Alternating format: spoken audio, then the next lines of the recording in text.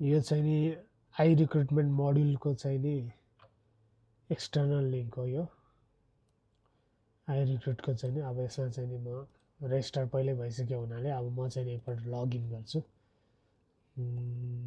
Dipendra Magar @ntc.net.np password हानौँ। Password चाहिँ मन बनाइदिएँ। यसमा लगइन गरिसकेपछि अब माई एकाउन्टमा जाउँ। माई एकाउन्टको क्वालिफिकेसनमा जाउँ। क्वालिफिकेसनको यो क्याटेगोरी लिस्ट छ नि, यसमा चाहिँ नि हाम्रो टिमले चाहिँ नि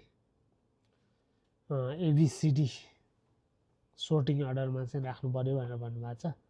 अब यो चाहिँ नि कसरी गर्ने भन्नको लागि चाहिँ यो भिडियोमा हेर्दैछौँ है त।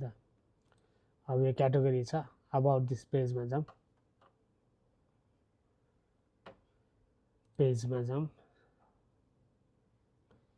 एक्सपान्ड अल गरेपछि त्यो कुन हो भनेर पत्ता लगाउँ। रेज्युमी होइन, मिनिमाइज गर्ने।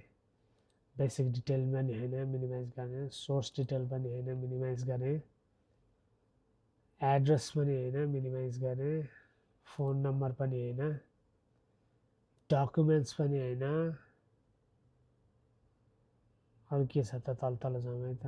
क्वालिफिकेसन एन्ड स्किलभित्र चाहिँ नि हो, तर क्वालिफिकेसन एन्ड स्किलमा चाहिँ नि अब हेरौँ है कुन चाहिँ नि हो। क्वालिफिकेसन एन्ड स्किल यसको चाहिँ नि क्वालिफिकेसन एन्ड स्किलभित्र चाहिँ नि कुन चाहिँ नि हेरौँ है त। कहाँ थिएँ म फेरि। क्वालिफिकेसन एन्ड स्किललाई पनि मैले प्रिफरेन्स त हुँदैन होला होइन, त्यसलाई मैले मिनिमाइज गर्दै।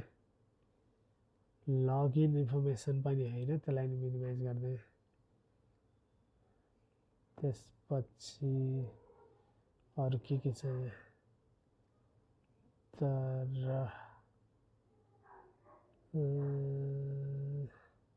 त्योभन्दा तलको सबैलाई मिनिमाइज गरौँ, धेरै खुलिरहेछ। अरूलाई पनि मिनिमाइज गरेला। पेज नम्बर्सलाई पनि मिनिमाइज गरियो। के छ अब मेरो भने चाहिँ नि प्रिफरेन्सभन्दा अगाडि क्वालिफिकेसन एन्ड स्किलभित्रै नै होला यिनीहरू। क्वालिफिकेसन एन्ड स्किललाई फेरि गरेँ। क्वालिफिकेसन एन्ड स्किलमा मेरो विचारमा एम्प्लोइमेन्ट हिस्ट्री, स्किल थाहा छ, एजुकेसन क्वालिफिकेसन पनि थाहा छ। यो क्वालिफिकेसन चाहिँ नै हुनुपर्छ भन्ने मेरो अनुमान छ। कता कहाँ फेरि मिनिमाइज भएपछि चेन्ज भइहाल्छ। क्वालिफिकेसन स्ट्याक लेआउट पनि गरौँ। क्वालिफिकेसनको टेबल हो त्यो। टेबलभित्र एडिसनल क्वालिफिकेसनको यो कलम 1 चाहिँ नि हो। त्यही भएर आइआरसी क्यान्डिडेट क्वालिफिकेसन VOमा जाउँ। यसमा चाहिँ नि हाम्रो लुकअप पत्ता लगाउनु पर्यो। ल हेर्नु है त। अब यसलाई चाहिँ नि जुम गरौँ पहिला, जहिले पनि कन्ट्रोल F गरौँ। लुकअप खोजौँ है त। LOK look underscore up. Lookup खोज्दा त एउटा पनि भेटेन। लुकअप खोज्दाखेरि लुकअप टाइप यहाँ पनि छ, यहाँ पनि छ। क्याटेगोरिज हो। क्वालिफिकेसन होइन, यहाँ लगभग यही नै हो। पर क्याटेगोरिजको चाहिँ नि लुकअप टाइप हो। त्यही भएर अब हामी एडमिनबाट जाउँ।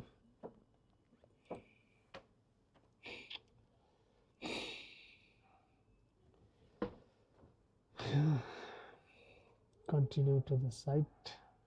Login गरौँ। 53 ERP@363 यो पासवर्ड हाल्दा चाहिँ नि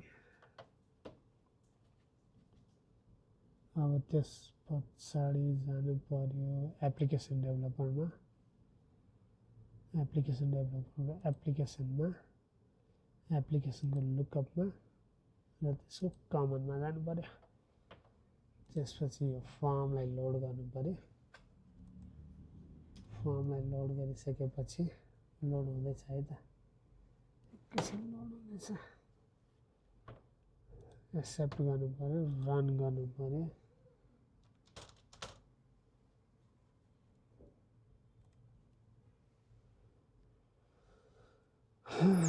F11 हालौँ अघिकोलाई कपी गरौँ यो विन्डोमा छ कपी गरेँ अब यसमा म हाल्दैछु पेस्ट गरेँ कन्ट्रोल F11 अब चाहिँ नि हाम्रो टिमले भने अनुसार चाहिँ पहिला ए चाहिँ नि सेकेन्डरी हुने भयो बी हायर एजुकेसन यो higher education C bachelors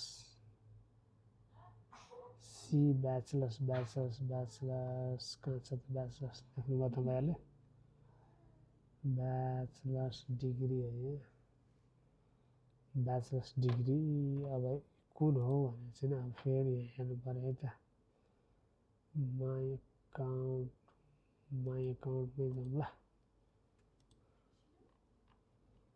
bachelors degree नै रहेछ ल ब्याचलर्स डिग्रीलाई चाहिँ नि सी चाहिँ नि भयो ब्याचलर्स डिग्री त्यसपछि अर्को के छ हेरौँ है त यसमा छ ब्याचलर्स डिग्री पछि मास्टर्स डिग्री त्यो फर्म कहाँ छ त मिनिमाइज गरौँ मास्टर्स डिग्रीलाई डी गरौँ त्यसपछि पिएचडी रहेछ मास्टर्स डिग्री पछि पिएचडी छ हाम्रो पिएचडी त छैन त डक्टरेट डिग्री रहेछ डक्टरेट डिग्रीलाई ई गर्ने अनि त्यसपछि डक्टरेट डिग्रीलाई ई गरेपछि अहिले यति नै गरेर सेभ गरौँ ल अब यही कुराहरूलाई चाहिँ नि हामीले सेभ गऱ्यौँ अब यति सेभ गरेपछि अहिले छोडौँ ल अहिले यति नै भयो ल यति नै